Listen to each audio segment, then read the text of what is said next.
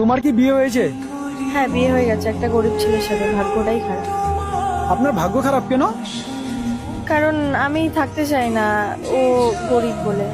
তো কিভাবে তুমি বিয়ে করেছো না তোমার ফ্যামিলি বিয়ে করেছে? আমার বাবা বিয়ে দিয়েছে।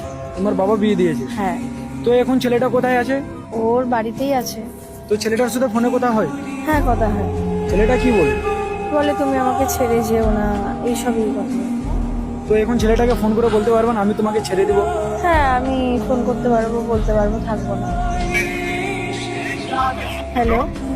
হ্যাঁ, বলছি আমি আর থাকতে চাই না। কেন? না, আমার ভাল লাগছে না এমনি। কেন ভালো লাগছে না? আমি তোমাকে বিয়ে করেছি, তোমাকে এত ভালোবাসি, কেন থাকতে চাইছি না? কারণ আমার তুমি অনেক গরিব বলে আমার একটু ভালো লাগছে না। গরিব বলে কিন্তু ভালোবাসাটা ছুঁয়ে ছুঁয়ে তোমার বলো। আর ভাল লাগছে না তোমার সাথে থাকতে, তো আমি ডিভোর্স চাই। এখন এরকম করি না, কিন্তু খুবই কিন্তু কষ্ট লাগছে। সেটা তোমার ব্যাপার। দেখো, আমি বড়লোক ছেলে চাই, আমি কোনো গরিব ছেলে চাই না। বিশেষ করে আমার বাবার জন্যই আমি বিয়ে করেছি। আমি গরিব বলে তুমি আমাকে এরকম বলছো? আমার মনের ভিতর থেকে তোকে এত ভালোবাসি আমি। I hate you. আমি কোনো কথা শুনতে চাই না। আর আমাকে নেক্সট টাইম আর ফোন করো না।